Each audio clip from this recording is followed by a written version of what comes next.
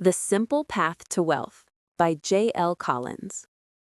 Summary of the introduction of The Simple Path to Wealth.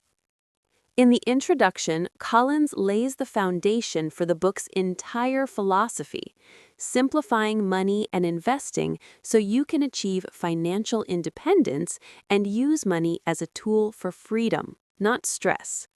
He emphasizes that most people are overwhelmed by financial advice, complexity, and the financial industry's incentives, and that this complexity often hurts ordinary investors.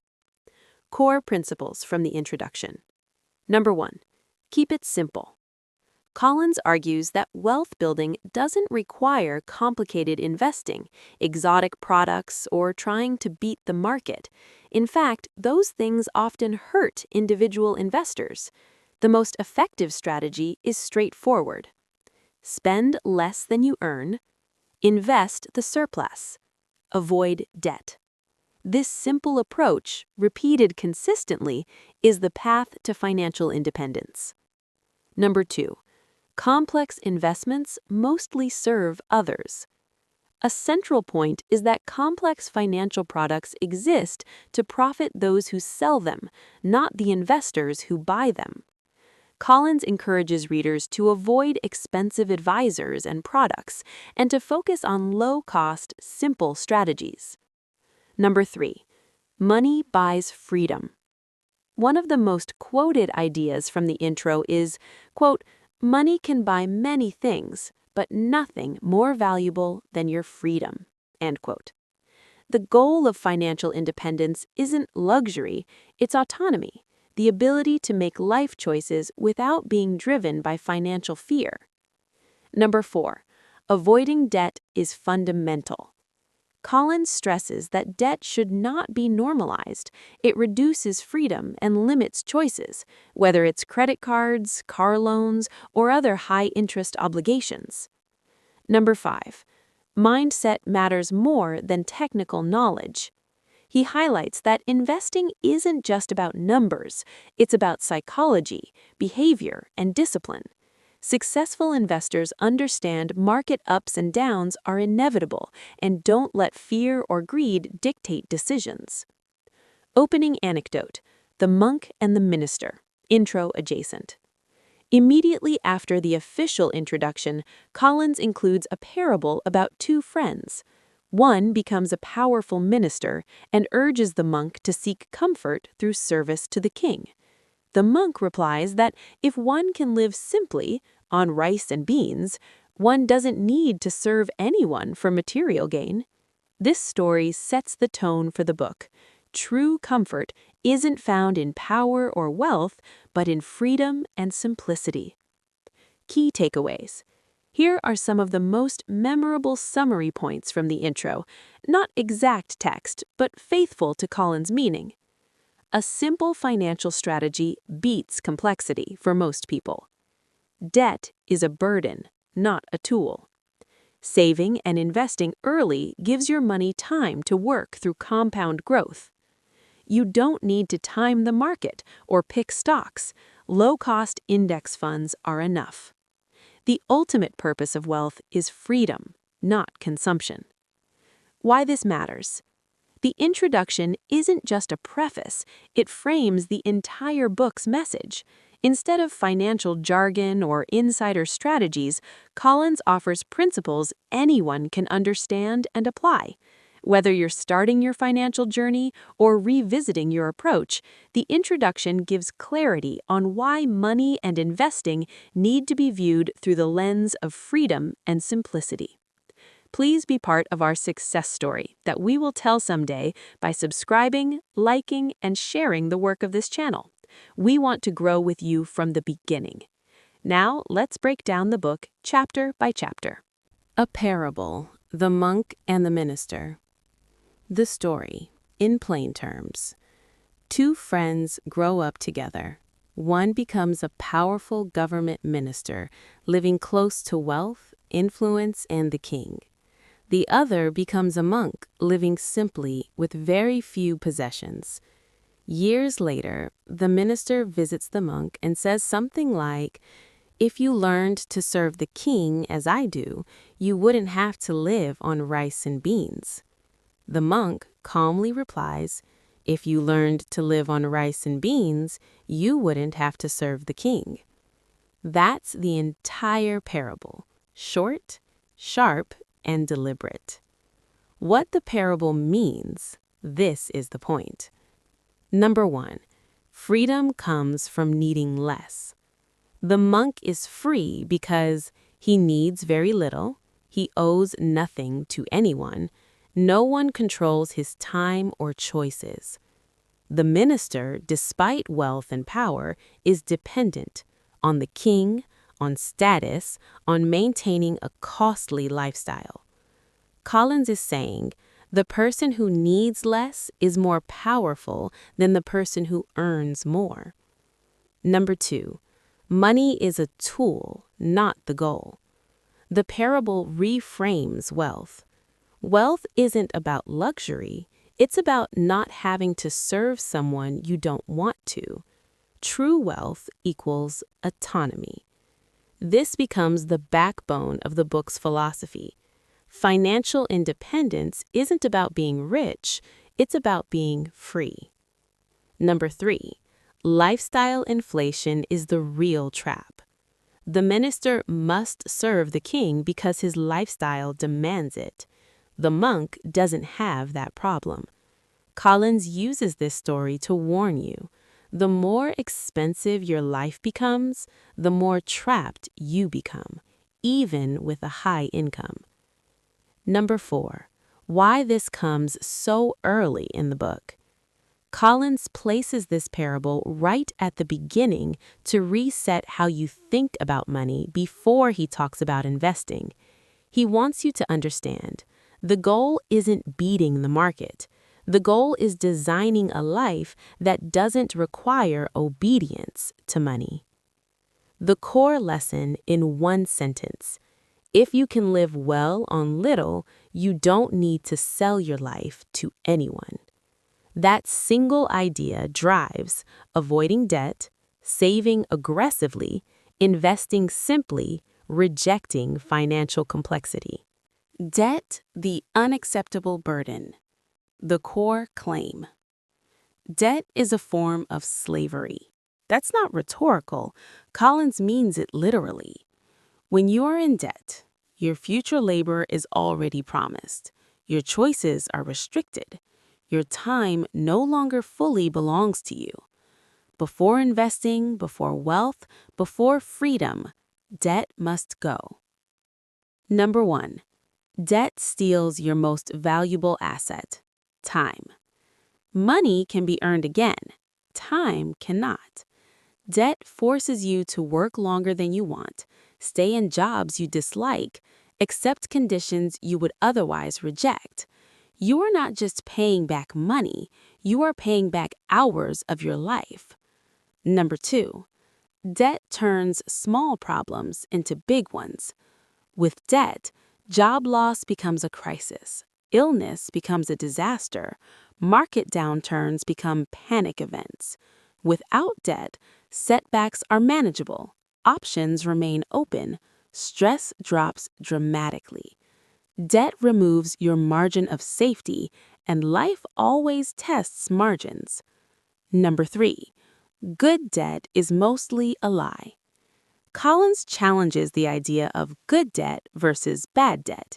He argues, most people use good debt to justify consumption. Debt always introduces risk. Risk compounds just like interest. Even debt with lower interest reduces flexibility, adds obligation, creates dependency. The question isn't, is this debt smart? The question is, does this debt increase or reduce my freedom? Most of the time, it reduces it. Number 4, the financial industry profits from normalizing debt. Collins is clear-eyed about incentives.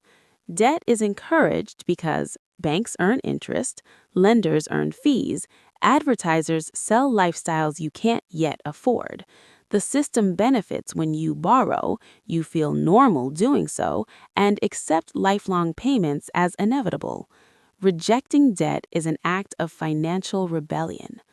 Number 5. Why debt and investing don't mix. This is critical. You cannot owe guaranteed interest while chasing uncertain market returns. That's asymmetric risk. Paying off debt is a guaranteed return, a psychological win, a foundation for disciplined investing. Collins' rule is simple. You don't build wealth while dragging chains. Number 6. Emotional freedom is the hidden benefit. People underestimate this. When debt disappears, sleep improves, fear drops, confidence rises, risk tolerance becomes rational, not desperate. This emotional stability is essential for staying invested during crashes, ignoring noise, letting compounding work. The one-sentence lesson. Debt converts money problems into life problems. That's why Collins doesn't say reduce debt, he says eliminate it. How this chapter fits the book. This chapter exists to make sure you don't invest while leveraged, you don't confuse income with wealth, you don't chase returns before buying freedom. Debt-free living is the launch pad for everything that follows. Why you need FU money. What FU money really means. FU money is not about being rude. It's about having options. It's the amount of money that lets you say no without fear. I'm done here. I'll walk away. You don't need to explain. You don't need permission. You don't need approval. That's power. 1. The difference between rich and free. Collins draws a sharp distinction. Rich equals high income, high obligations. Free equals low obligations, high autonomy. You can be rich and trapped. You can be free on much less. FU money tilts the balance away from dependence and toward choice. 2. Why employers have power over most people. Most people live paycheck to paycheck, carry debt, have little savings. That means they tolerate bad treatment. They accept unethical demands. They stay longer than they should. Not because they want to, but because they can't afford not to. FU money breaks that leverage. 3. How much is FU money? This is where Collins is refreshing. It's not a specific number. It's a threshold. It might be a few months of expenses, a year of living costs, enough invested income to cover basics. The key question is, how much money do I need so fear stops making my decisions? That's your number. 4. Psychological freedom comes before financial independence. This chapter reveals something subtle. You feel free long before you are fully financially independent. Why? Because fear drops early. Because options appear quickly. Because dependency shrinks fast. Even modest savings change how you speak, change how you negotiate, change how you see risk. Confidence follows cash reserves. 5. Why simplicity makes FU money easier. The monk from the parable reappears here. If you need less, spend less, want less, then FU money arrives sooner. Market swings hurt less. Life feels lighter. Luxury delays freedom. Simplicity accelerates it. 6. The quiet power of, I don't need this job. Collins emphasizes this. You don't have to quit. You don't have to threaten. You don't have to brag. Just knowing you could leave changes your posture, changes your tolerance, changes your self-respect. This is internal power, not performative power. Key insight. One line. The ability to walk away is the ultimate form of wealth. Everything else, income, status, titles, is secondary. How this chapter fits the book. This chapter builds directly on eliminating debt, prepares you for market volatility, explains why investing matters emotionally. Without FU money, market drops cause panic. Jobs feel like cages. Life feels fragile. With it, you invest calmly. You live deliberately. You choose, not react. Practical takeaway. If you do only one thing from this chapter, cut expenses, kill debt, build cash reserves, invest simply. Protect your freedom first. Can everyone really retire a millionaire? The short answer, no, and that's not a failure. Collins asks the question on purpose to break a dangerous obsession, the idea that success equals a big number. 1. The problem with the millionaire goal actually matters. $1 million might be plenty, might be inadequate, might be irrelevant. What matters is what your money can do, not how impressive it sounds. 2. The real question you should be asking. Instead of, can I retire with $1 million? Collins wants you to ask, how much do I need for my life to work? That depends on your spending, your values, your flexibility, your location, your expectations. Lower needs equal lower required wealth equals faster freedom. 3. Why many people can become millionaires quietly. Collins explains that many ordinary people do reach millionaire status not through brilliance, but through time, consistency, simplicity, low costs, and avoiding big mistakes. They don't trade actively, chase hot stocks, time the market. They just let compounding do its job. But again, the number is a side effect, not the mission. 4. The math favors simplicity, not income. High income is helpful, but not decisive. Collins emphasizes savings rate matters more than salary, spending control matters more than raises, time matters more than timing. Someone earning modestly but saving steadily often beats high earners with high lifestyles, big spenders with fancy portfolios. 5. Lifestyle is the hidden multiplier. This is the chapter's quiet punch. If you live on $20,000 per year, freedom comes fast. On $40,000 per year, it's still very achievable. On $100,000 per year, the bar rises sharply. Every dollar you don't need lowers your target, increases resilience, reduces stress. Lifestyle designed beats wealth accumulation. 6. Enough is a personal decision. Collins introduces the idea of enough. Enough is when work becomes optional, when fear no longer drives decisions, when money stops being the main concern. For some, enough is well below $1 million. For others, it's above. The key is that you decide, not society. The central insight: you don't need to be a millionaire to be wealthy. You need to need less than your money can provide. That flips the whole game. Brain: how this chapter fits part 1. This chapter deflates ego-driven goals, reinforces simplicity, aligns money with life design, prepares you for calm, boring investing. It bridges mindset to math to behavior. Unicorn face. Practical takeaway. Do this exercise. Track what you actually spend, strip out status-driven expenses, define what enough looks like, ignore round numbers and headlines. Optimize for freedom, not applause. How to think about money. The big reframe. Collins wants you to stop thinking of money as status, security, pleasure, proof of success, and start thinking of money as stored life energy. Every dollar represents time and effort already spent, or time you won't have to spend in the future. 1. Money equals your life stored. When you earn money, you trade hours, focus, stress, opportunity. When you spend money, you are releasing stored life energy, choosing what your past work was for.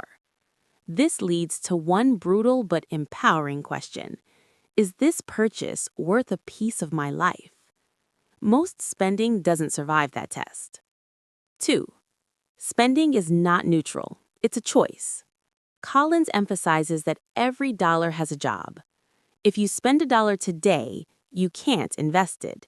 You delay freedom, you reinforce a lifestyle. Spending is a trade-off between present comfort and future autonomy. There is no harmless spending, only conscious or unconscious spending. 3. The myth of "I'll make more later."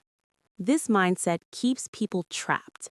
Why it fails: raises get absorbed by lifestyle inflation, jobs disappear, health changes, markets don't cooperate. Relying on future income is fragile. Building assets is durable. Collins pushes you to save first, spend what's left, treat surplus as sacred. 4. Money buys options, not happiness. This is subtle and important. Money can reduce stress, can buy time, can create safety, can increase choice. Money cannot create purpose, fix broken relationships, guarantee happiness. Using money correctly means buying freedom, buying time, buying peace, not chasing endless consumption. 5. Why simple living is a strategic advantage. People think simplicity is sacrifice. Collins reframes it as leverage. Simple living lowers your enough number, speeds up compounding, reduces anxiety, increases resilience. Complex lives require complex money. Simple lives require surprisingly little. 6. The market rewards patience, not intelligence. This chapter starts setting up investing psychology. Collins hints: smart people lose money, emotional people lose money, patient people win. Thinking correctly about money means not reacting emotionally, not chasing trends, letting time do the work. Money grows when you leave it alone. The central truth: money is only powerful when it serves your life. When your life serves money, you've lost the game. How this chapter completes part 1. By the end of part 1, you should believe less spending equals more freedom, simplicity beats sophistication, debt is a chain, money is stored time, enough is personal. Only with this mindset does investing become easy. One practical exercise Collins implies: before any purchase, ask, how many hours of my life did this cost? Does it increase or decrease my freedom? Would future me thank me? If the answer isn't clear, don't buy it. There's a major market crash coming. The shock line on purpose. Collins opens with an uncomfortable truth. A major market crash is coming. He doesn't say might, he says will. Not because he's pessimistic, but because this is how markets work. 1. Crashes are not abnormal. They are the price of admission. Collins reframes crashes as normal, inevitable, repeating, necessary. Markets go up over time, but fall sharply along the way. If you want market returns, you must accept market volatility. There is no version without it. 2. Why this terrifies most investors. People panic because they don't expect crashes. They think this time is different. They confuse volatility with failure. Fear causes them to sell at the bottom, lock in losses, miss recoveries, destroy long-term returns. The crash isn't the danger, your reaction is. 3. The media makes crashes feel apocalyptic. Collins calls out financial media hard. During crashes, headlines scream disaster. Experts predict collapse. Every drop is unprecedented. Why? Fear gets attention. Attention sells ads. Calm doesn't convert. The market doesn't know it's on TV. Ignore the noise. 4. Why crashes are actually good for investors. This is the mental flip. During crashes, stocks go on sale, future returns improve, long-term investors benefit. If you are still earning, still investing, still disciplined, a crash is a gift, not a threat. The tragedy is panicking when opportunity appears. 5. Time in the market beats timing the market. Collins is blunt. Nobody predicts crashes consistently. Nobody rings a bell at the bottom. Waiting for certainty guarantees underperformance. Trying to avoid crashes usually means missing gains, selling late, buying back higher. The winning move is boring. Stay invested, keep buying, do nothing dramatic. 6. Emotional preparation matters more than strategy. This chapter is psychological armor. Collins wants you to understand before it happens. You will feel fear, you will doubt your plan, you will want to act. And when that moment comes, remember this chapter. Remember you were warned. Remember this is normal. Prepared investors survive. Unprepared ones self-destruct. The core lesson: market crashes don't destroy wealth. Panic does. How this chapter fits the book. This chapter prepares you emotionally, filters out weak strategies, makes simple investing possible.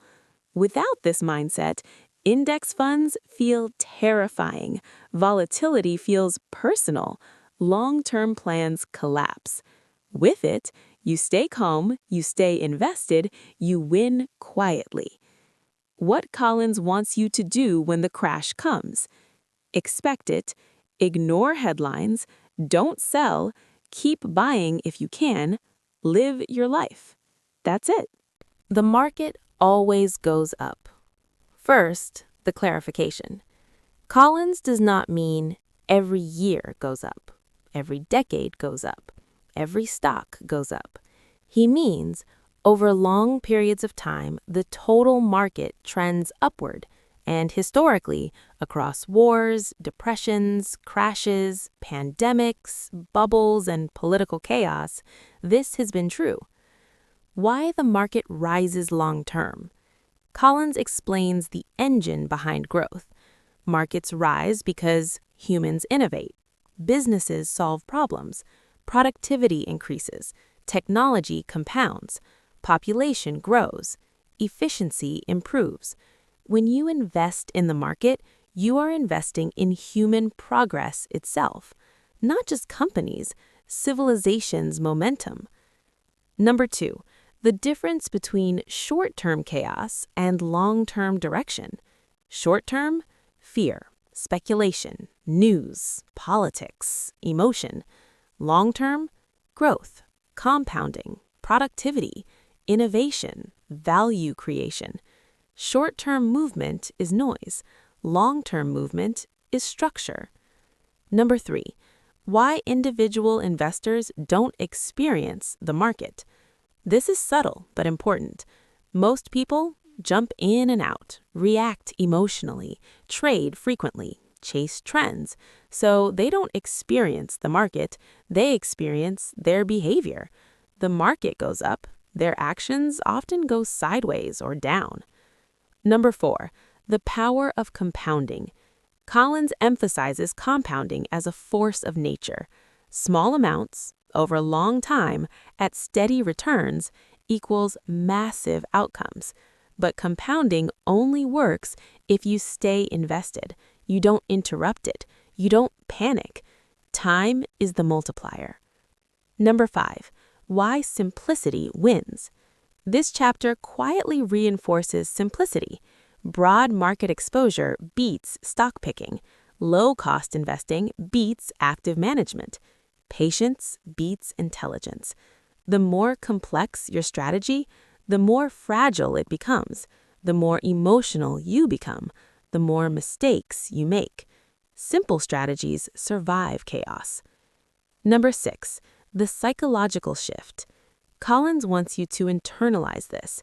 Market drops are not signs of failure. They are part of the upward path. The line isn't straight, but the direction is clear. The central truth. The market rewards patience, not prediction. How this chapter works with the crash chapter. Together, they say, crashes are inevitable. Growth is inevitable. Your job is not to avoid volatility. Your job is to outlast it. Practical rule from this chapter. If you do nothing else, buy the market, hold the market, ignore the noise, let time work. Don't interrupt compounding.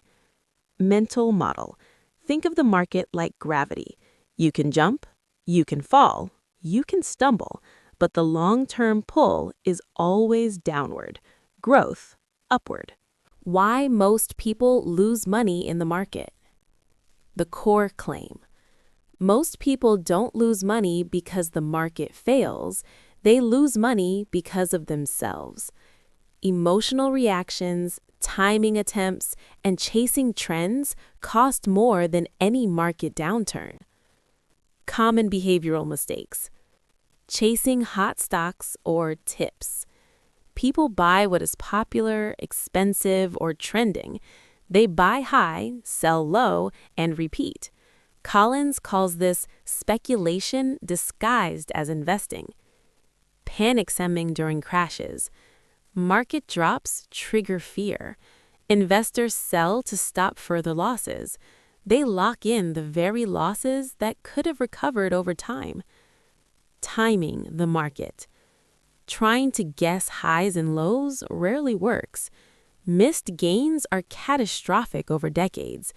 Time in the market is greater than timing the market.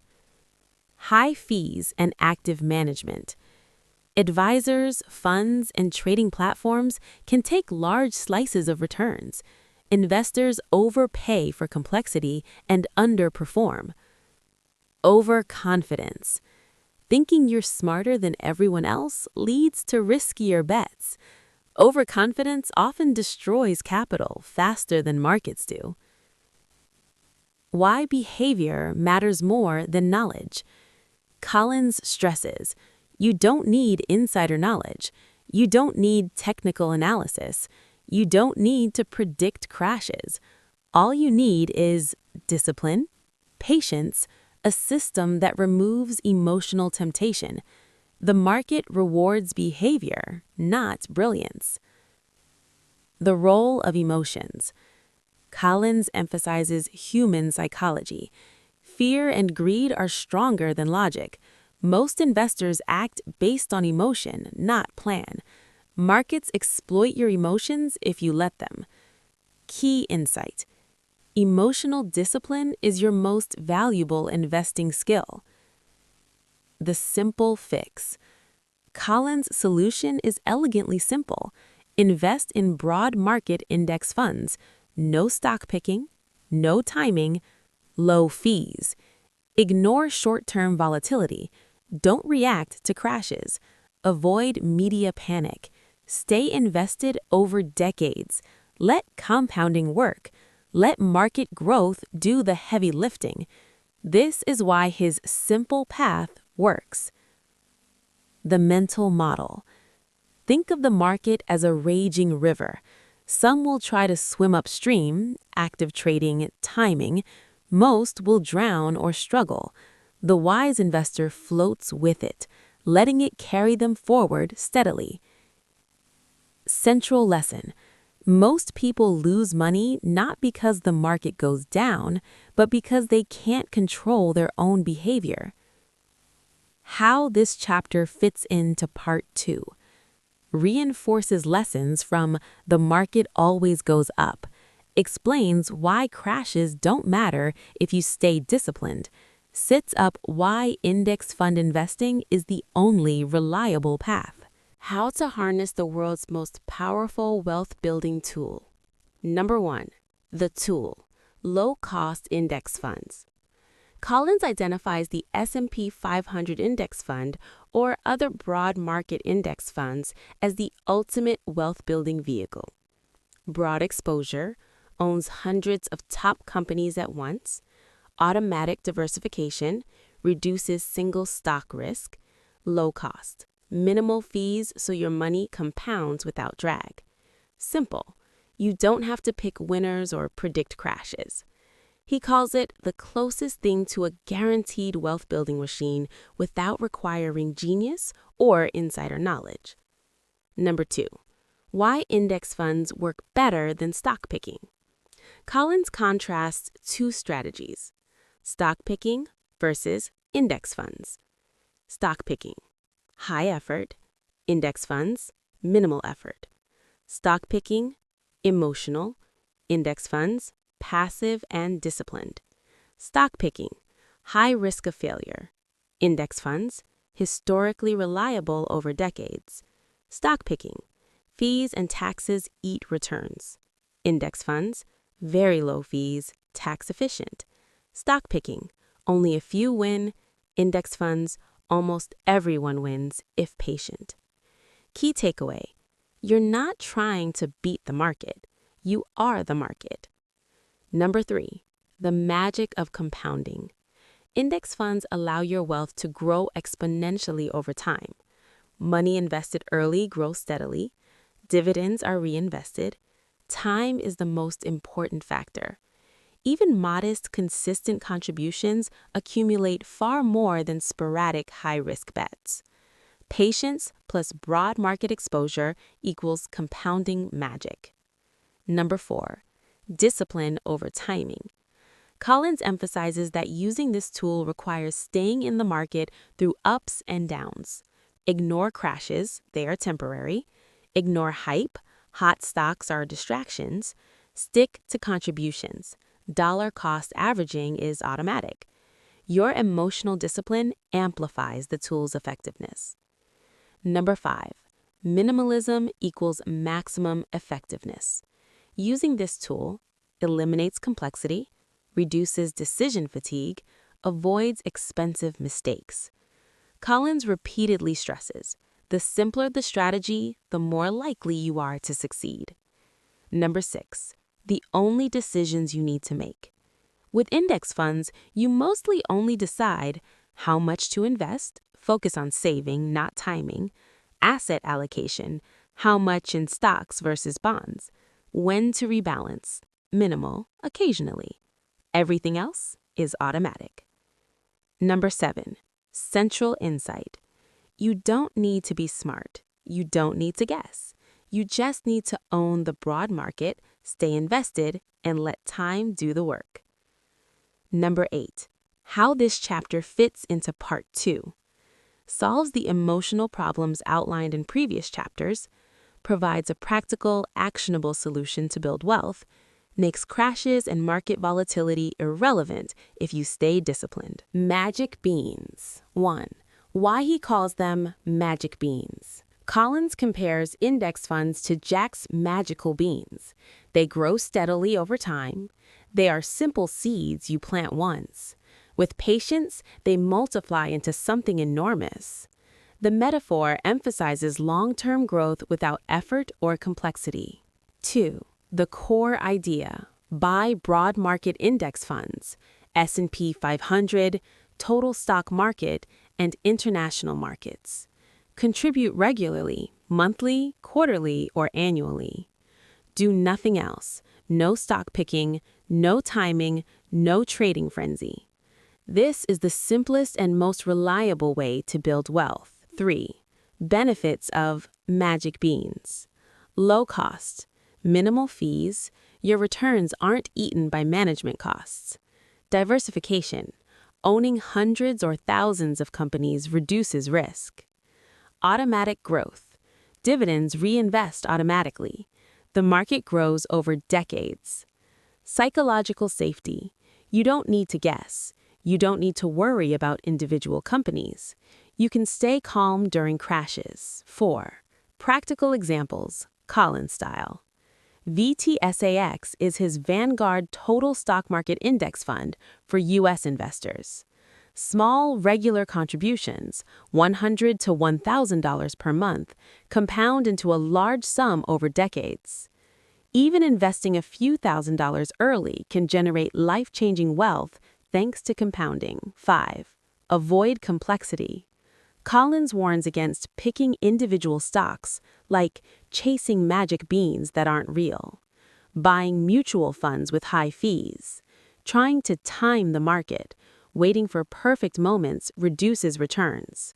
True magic comes from planting the beans and leaving them alone. The central insight. The market isn't magic, your behavior is. The magic comes from consistency, patience, and simplicity. How this chapter connects. Bridges the philosophy of investing with practical implementation. Reinforces that wealth is built slowly, steadily, and without panic. Sets up the next chapters on portfolio allocation, bonds, and rebalancing. How to invest simply. 2. The core philosophy. Collins emphasizes, you don't need dozens of funds, complex strategies, or stock-picking genius. Simple, low-cost, broad market index investing is enough. The steps are simple. Choose broad market index funds, or magic beans. Decide your stock versus bond allocation. Invest consistently. Rebalance occasionally. Ignore the noise. The wealth accumulation portfolio for building money. Collins recommends mostly stocks because growth over decades is your friend. An example allocation for someone early in their financial journey. Asset, total U.S. stock market, VTSAX, 75 to 90%.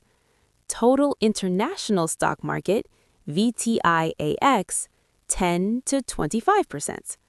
Bonds are optional early on because they grow slower than stocks, but add stability for those closer to needing money.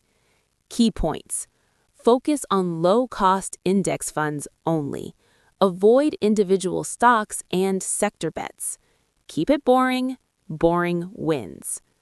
The wealth preservation portfolio for retirees or near retirees.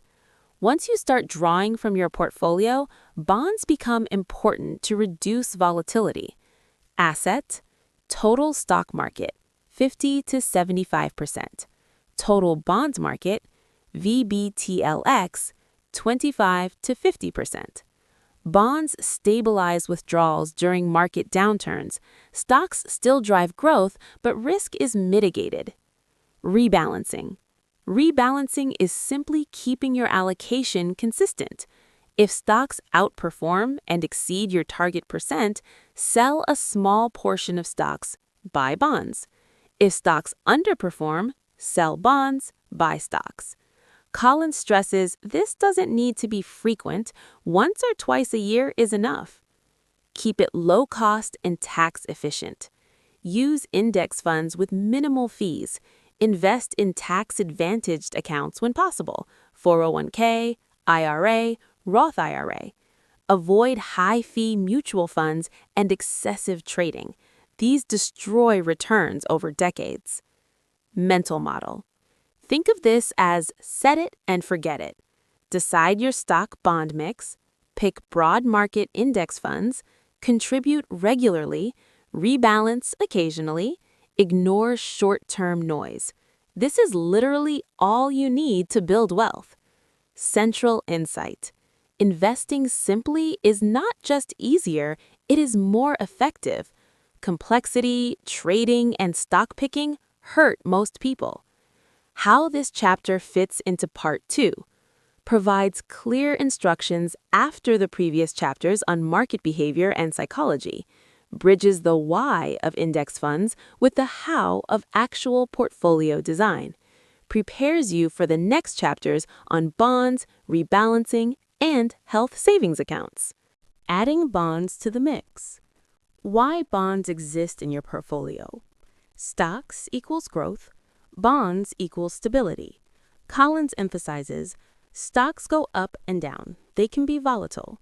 Bonds provide a buffer during downturns, reducing risk of losing large portions of your portfolio. Bonds protect both your emotional stability and your ability to withdraw funds when needed. Think of bonds as shock absorbers for your money. How much bonds you need. The classic rule Collins references, Bonds equals your age, or a slight variation. Example, 40 years old, 40% bonds, 60% stocks. Why? Younger investors can tolerate more volatility because time is on their side. Older investors need stability to preserve capital and ensure withdrawals don't coincide with market crashes. Bonds in the wealth accumulation stage. When building wealth, decades away from needing it, Collins often recommends mostly stocks, 75 to 90%, because stocks historically outperform bonds over the long term. Volatility is temporary, and time smooths it out.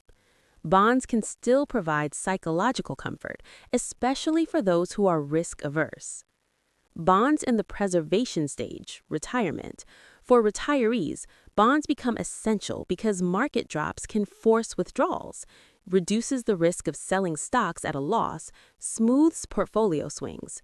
Typical allocation, 50 to 75% stocks, 25 to 50% bonds, depending on personal risk tolerance. Types of bonds. Collins keeps it simple. Total Bond Market Index Fund, VBTLX, for most people.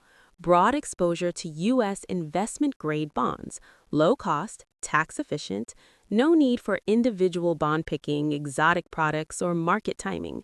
Complexity does not increase returns. It usually increases risk and fees. The mental model. Think of bonds as insurance for your wealth. You hope you never need them fully, but when the market dips, they protect your lifestyle and emotional equilibrium. They allow you to stay invested during crashes without panic selling. Central insight. Stocks build wealth, but bonds preserve it. The right mix protects both your money and your peace of mind. How this chapter fits into part 2. Prepares your portfolio to survive crashes without panic, bridges the gap between growth-focused accumulation and risk-managed retirement preservation, sets up the next step, rebalancing, which ensures your stock-bond mix stays aligned with your goals. 2 portfolios, wealth accumulation and wealth preservation. Number 1, the core idea. Collins explains that your portfolio should match your stage in life and your goals. He divides investing into 2 main portfolios: wealth accumulation portfolio for building your nest egg, wealth preservation portfolio for protecting and living off your nest egg. Each portfolio has a different mix of stocks and bonds, reflecting time horizon and risk tolerance. Number 2, wealth accumulation portfolio. Purpose: grow your money aggressively over time. Key characteristics: high stock allocation, 75 to 90%, because time is on your side. Some international diversification, 10 to 25%, to spread risk globally. Minimal bonds, mainly for psychological comfort. Example allocation: asset allocation. Total U.S. stock market, VTSAX, 75%. Total international stock market, VTIAX, 25%. Who it's for? People decades away from retirement, those willing to tolerate volatility for higher long-term returns. Strategy: invest regularly, ignore market noise, let compounding do its magic. Number 3, wealth preservation portfolio. Purpose: protect your money once you start withdrawing for retirement. Key characteristics: balance stock-bond mix, 50% to 75% stocks, 25% to 50% bonds. Bonds stabilize withdrawals during market downturns. Stocks still provide growth to offset inflation. Example allocation: asset allocation. Total U.S. stock market, VTSAX, 60%. Total bonds market, VBTLX, 40%. Who it's for? Retirees or near retirees, anyone drawing from their portfolio. Strategy: keep allocation steady with occasional rebalancing. Bonds reduce risk of selling stocks at a loss. Number 5, transitioning from accumulation to preservation. Collins stresses that this is a gradual process. Start with mostly stocks while building wealth. Slowly add bonds as your withdrawal needs increase or as you approach retirement. Adjust allocation to match risk tolerance, not market timing. The shift is about reducing emotional stress, not chasing returns. Number 6. Why two portfolios work. Aligns your investments with your time horizon and goals. Provides growth early and stability later. Reduces panic selling during market crashes. Keeps your plan simple and automated. Number 7. Central insight. Your portfolio isn't just about money, it's about supporting the life you want at every stage. Early, focus on growth. Later, focus on protection. Always, simplicity and low costs. How this chapter fits into the book? Integrates all lessons on stocks, bonds, crashes, and psychology. Provides actionable guidance for both building wealth and retirement. Bridges the gap to practical steps like rebalancing and tax-efficient investing. Rebalancing. What rebalancing means? Rebalancing is simply adjusting your portfolio to maintain your target stock-bond allocation. Example: target 70% stocks, 30% bonds. After a bull market, stocks rise, portfolio becomes 80% stocks, 20% bonds. Rebalance. Sell some stocks, buy bonds, back to 70-30.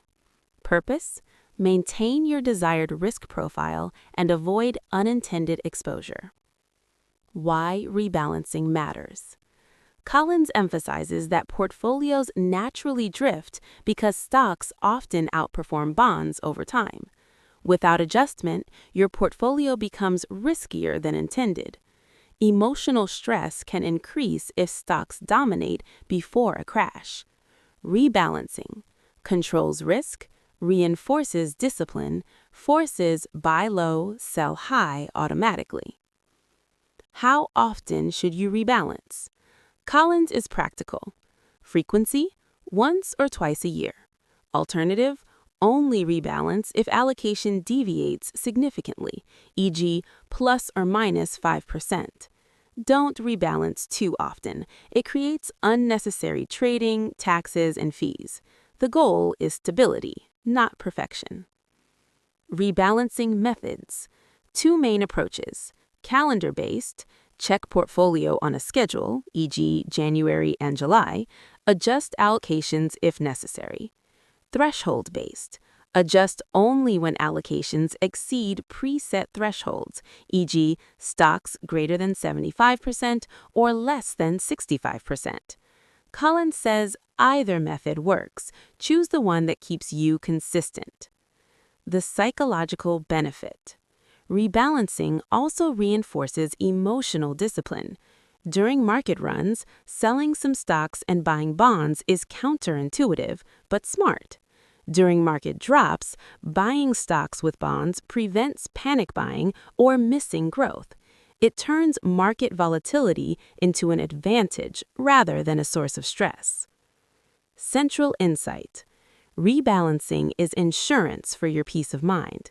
It ensures that your portfolio matches your risk tolerance, stays on track for your goals, and keeps your emotions out of investment decisions.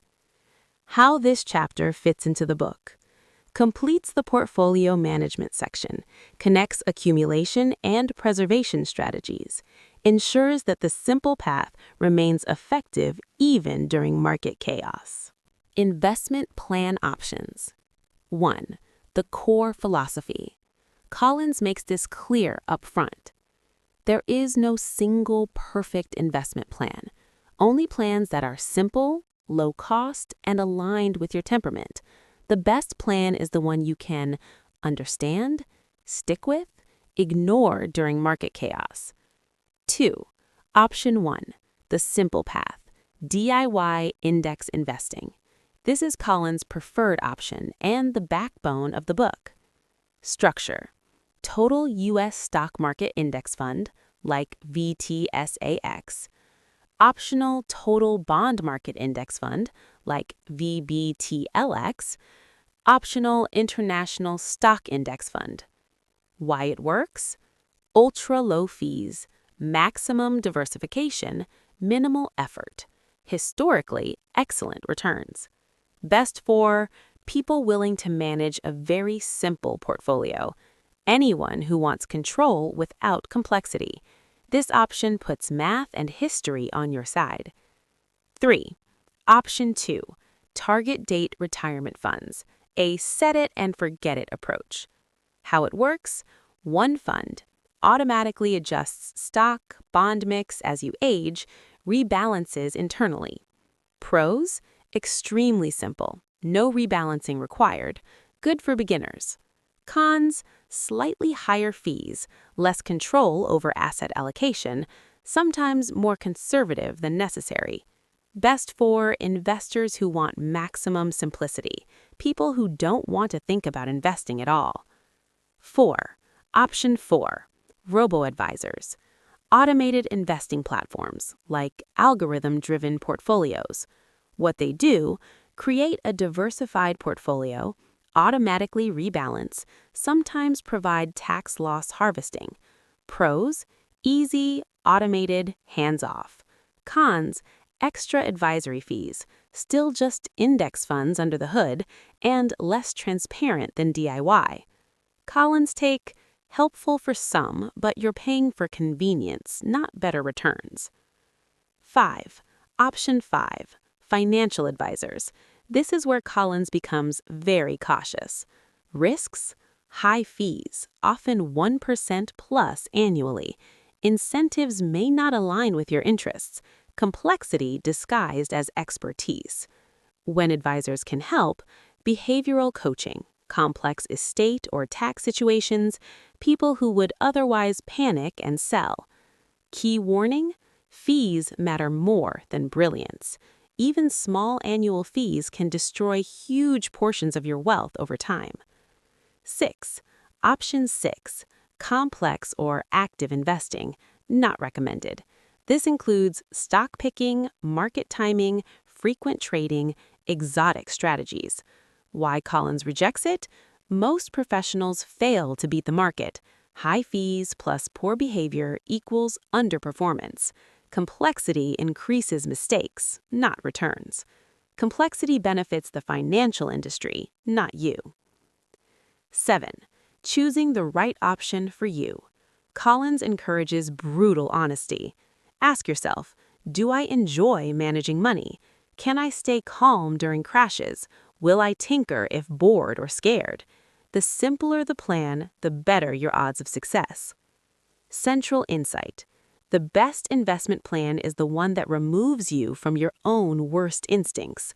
Low cost, low effort, low emotion. That's the simple path.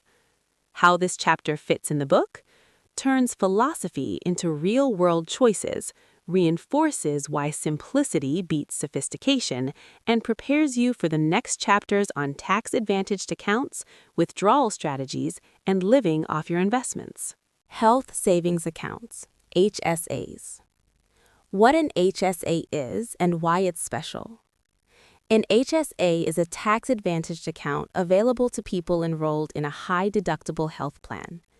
What makes it extraordinary is that it has a triple tax advantage. Contributions are tax-deductible, money grows tax-free, withdrawals for qualified medical expenses are tax-free. Collins calls this the most powerful tax-advantaged account available. Why HSAs beat other accounts? Yes, even IRAs. Compared to other accounts, 401k, tax-deferred, taxed on withdrawal. Roth IRA, taxed upfront, tax-free withdrawal. HSA, never taxed at all, if used for medical expenses. That's why Collins argues, if you qualify, find your HSA before taxable accounts, and often before even maxing other retirement vehicles. The strategic way to use an HSA. Most people use HSAs wrong. The smart strategy Collins recommends: pay current medical expenses out of pocket. Let the HSA money stay invested and compound. Save receipts. Reimburse yourself years or decades later, tax-free. This turns your HSA into a stealth retirement account, a medical expense safety net, a long-term investment vehicle. Investing inside your HSA. Collins strongly discourages letting HSA funds sit in cash. Instead, invest HSA funds just like your retirement portfolio. Use low-cost index funds. Treat it as part of your overall asset allocation. Time plus compounding plus tax-free growth equals enormous advantage. HSAs in retirement. After age 65, you can withdraw HSA money for non-medical expenses, taxed like a traditional IRA, no penalty. Medicare premiums and many healthcare costs qualify. This flexibility makes HSAs a hedge against rising healthcare costs, a powerful retirement buffer. Downsides and trade-offs. Collins is honest about the drawbacks. It requires a high deductible plan. Out-of-pocket costs can be stressful, not ideal if you have frequent medical expenses. HSAs are best for generally healthy individuals, people with emergency savings, long-term planners. Central insight. An HSA is not just a healthcare account. It's a long-term wealth-building tool disguised as one. Used correctly, it's tax-free growth, retirement flexibility, financial resilience. How this chapter fits into the book. Builds on tax-advantaged investing, reinforces Collins' obsession with low taxes and simplicity, sets up the next discussions on withdrawal strategies and living off investments. Pitfalls to avoid. Advisors, stock picking, and cons. 1. The unifying theme. Collins' core message. Most financial harm doesn't come from bad markets, it comes from bad behavior and bad incentives. These pitfalls all share 3 traits. They promise outperformance, they add complexity, they extract fees. 2. Financial advisors, the fee trap. Collins is blunt here, not because advisors are evil, but because the system is misaligned. The problem. Most advisors charge 1% plus annually. That fee compounds against you for decades. Over a lifetime, it can cost hundreds of thousands or millions. A 1% fee can consume 25 to 30% of your lifetime returns. Additional risks. Incentives to sell high-fee products, overcomplicated portfolios, frequent trading to look busy. When advisors might help, behavioral coaching, preventing panic selling, complex estate or tax planning, one-time fee-only fiduciary advice. 3. Stock picking, the illusion of control.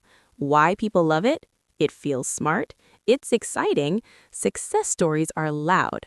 Why Collins rejects it? Even professionals fail at it consistently. Individual stocks carry uncompensated risk. Winners are obvious only after the fact. You don't need to find the needle, just buy the haystack. Index funds already own all winners, all future winners at near zero cost. 4. Market timing, the silent wealth killer. Trying to get out before crashes, get back in at the bottom. Why it fails? You must be right twice. Missing just a few best days destroys returns. Fear and greed sabotage timing decisions. Collins' rule. You don't have to predict the future, just participate in it. 5. Cons, sales pitches, and too good to be true stories. This includes hot tips, exclusive opportunities, guaranteed returns, this time is different stories. Common red flags, pressure to act fast, complex explanations, claims of insider access, high commissions. Collins filter, if it needs a salesman, it's probably bad for you. 6. Complexity as a weapon. One of the most important ideas in this chapter, complexity exists to hide fees and shift advantage away from you. The financial industry profits from confusion, rewards activity, not results, and thrives when investors doubt themselves. Simplicity is your defense. Central insight. The biggest threat to your wealth is not ignorance, it's misplaced trust. Avoid high fees, complexity, confidence without evidence. Embrace index funds, low costs, long-term discipline. How this chapter fits into the book reinforces why the simple path works, explains why most alternatives fail, arms you against persuasion and fear, protects you from yourself and the industry. Withdrawing your money. Number 1. The big risk. Sequence of returns. Collins starts with the danger most people underestimate. The order in which market returns occur matters more during withdrawals than during accumulation. A market crash early in retirement can permanently damage your portfolio. Selling stocks during downturns locks in losses. This is why withdrawal strategy is critical. Number 2, the 4% rule and why it exists. Collins discusses the 4% rule as a guideline, not a promise. How it works. Withdraw 4% of your portfolio in year 1. Adjust withdrawals for inflation each year. Historically designed to last 30-plus years. Why it's useful. Simple, conservative, built with bad markets in mind. But Collins warns, the future may not look exactly like the past. Flexibility matters. Number 3, flexible withdrawals beat rigid rules. Instead of blindly pulling 4% every year, Collins encourages common sense adjustments. Spend a little less after bad market years. Give yourself permission to spend more after strong years. Avoid selling stocks during crashes when possible. Flexibility dramatically improves success rates. Number 4, where to withdraw from first. Order matters for taxes and longevity. A common sequence, taxable accounts, to allow tax-advantaged accounts to keep growing. Traditional retirement accounts, 401k, IRA. Roth accounts, last. They grow tax-free. This strategy reduces lifetime taxes, preserves the most powerful accounts for later years.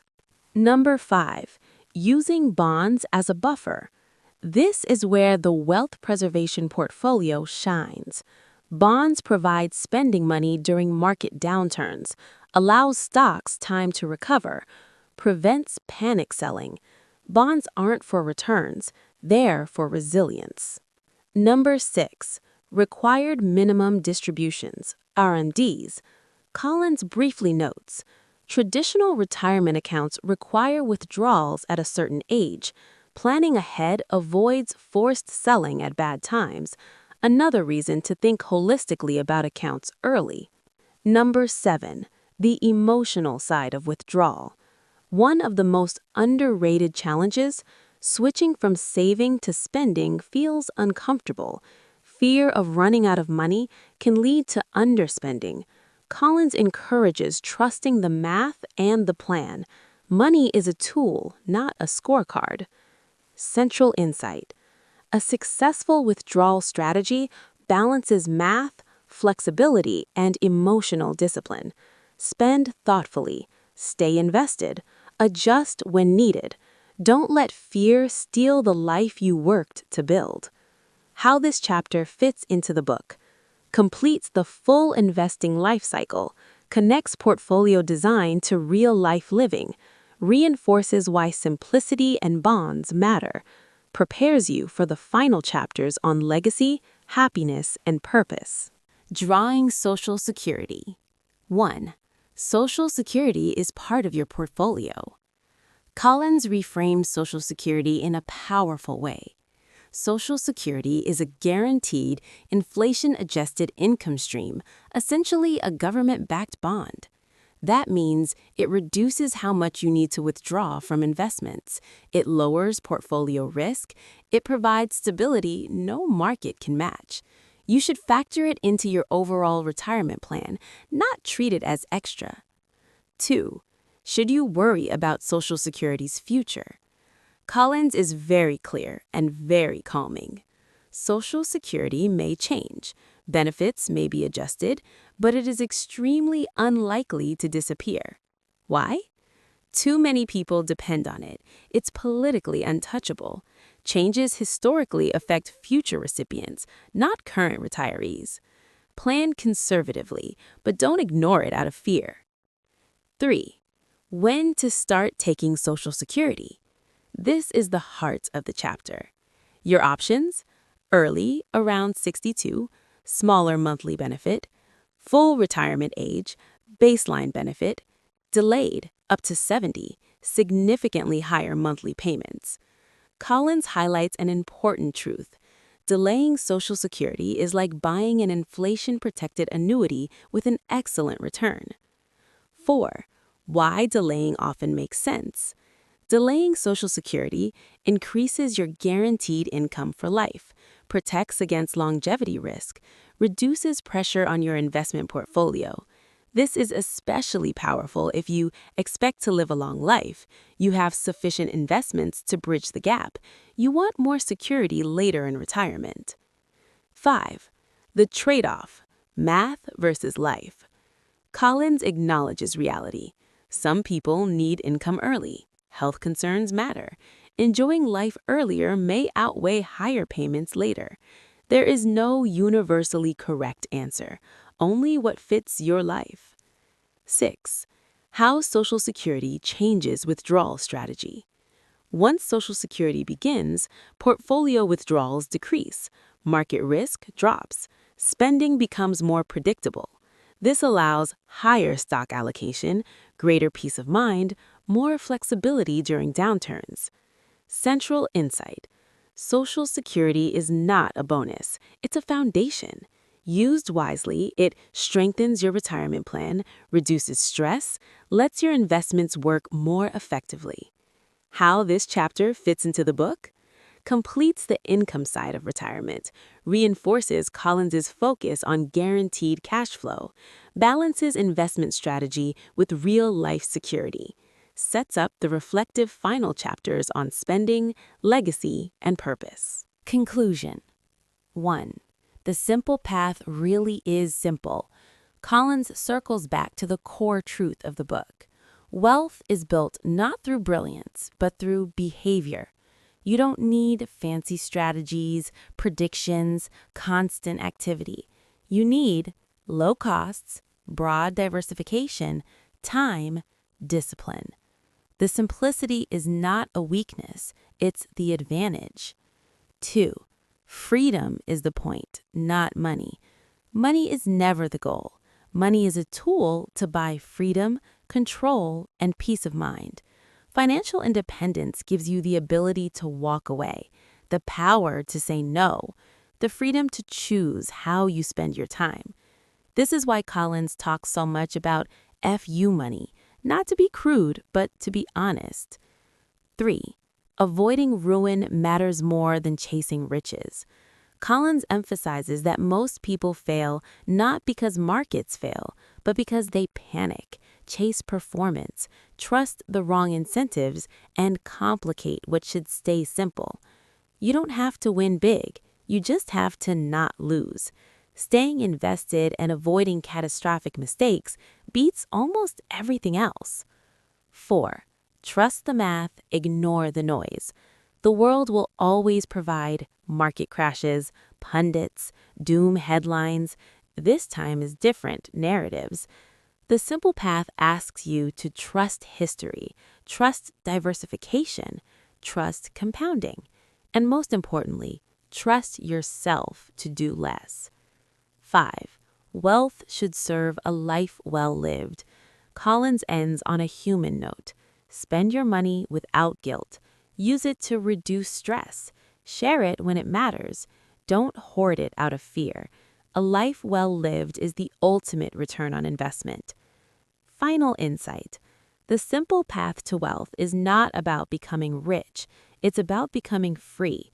Free from bad advice, fear, unnecessary work, financial anxiety, and free to choose your time, protect your family, live intentionally. Please be part of our success story that we will tell someday by subscribing, liking, and sharing the work of this channel. We want to grow with you from the beginning. Thank you for watching. See you in the next video.